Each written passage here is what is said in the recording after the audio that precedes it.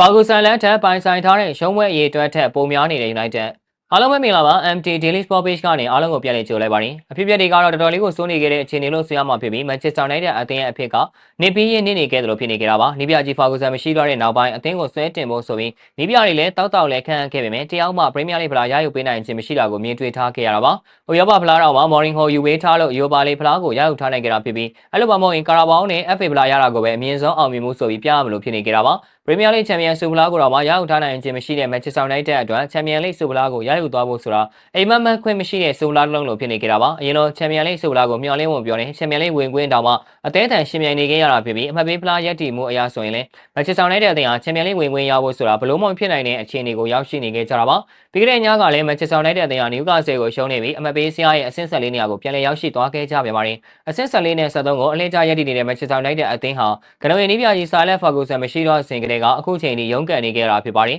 ဘလောက်တောင်မှဆိုးလဲဆိုရင် Sir Alex Ferguson နောက်ပိုင်းရှုံးပွဲကြုံတွေ့ထားတဲ့ Manchester United အသင်းရဲ့ရှုံးပွဲရည်အတွက်ဟာနီးပြကြီး Ferguson လက်ထက်ကပိုင်ဆိုင်ထားတဲ့ရှုံးပွဲရည်အတွက်ထက်တောင်မှပိုပြီးများတဲ့ရှုံးပွဲရည်အတွက်ကို Manchester United အသင်းဟာပိုင်ဆိုင်ထားခဲ့တာဖြစ်ပါတယ် Sir Alex Ferguson ဟာ United နီးပြဘွား28နှစ်အတွင်းမှာပြိုင်ပွဲစုံ810ပွဲကိုင်တွယ်ခဲ့ပြီးရှုံးပွဲ114ပွဲထိပိုင်ဆိုင်ထားခဲ့တာပါ Sir Alex Ferguson မရှိတော့တဲ့နောက်ပိုင်းမှာတော့ Manchester United အသင်းဟာ12နှစ်တာကာလအတွင်းမှာပြိုင်ပွဲစုံပွဲပေါင်း450မှာရှုံးပွဲ115ပွဲထိပိုင်ဆိုင်သွားခဲ့ကြပြီလည်းဖြစ်ပါတယ်။ Sir Alex Ferguson ရဲ့28နှစ်တာကာလအတွင်းမှာကြုံတွေ့ထားခဲ့ရတဲ့ရှုံးပွဲရည်အတွက်ကို12နှစ်တာကာလအတွင်းမှာလိုက်မိသွားခဲ့ကြတဲ့အပြင်တပွဲတော့မှပိုပြီးရှုံးနေထားခဲ့ကြတယ်ဆိုတဲ့မှတ်တမ်းက Manchester United အသင်းအနေနဲ့ Sir Alex Ferguson မရှိတော့တဲ့နောက်ပိုင်းအသင်းကဘလောက်ထိတောင်မှထိုးကျသွားကြလဲဆိုတာမှတ်တမ်းကသက်သေပြနေခဲ့တာဖြစ်ပါတယ်။ဘောလုံးအားစားနဲ့ပတ်သက်တဲ့သတင်းတွေကိုအကောင်းဆုံးတင်ဆက်ပေးနေတဲ့ကျွန်တော်တို့ရဲ့ page ကိုလည်း like and follow လေးလုပ်ပေးခဲ့ကြဖို့ဖိတ်ခေါ်လိုက်ပါရစေ။အဆုံးထိကြည့်ရှုပေးခဲ့ကြတဲ့အတွက်အားလုံးကိုကျေးဇူးထူးပဲတင်ရှိပါရခင်ဗျာ။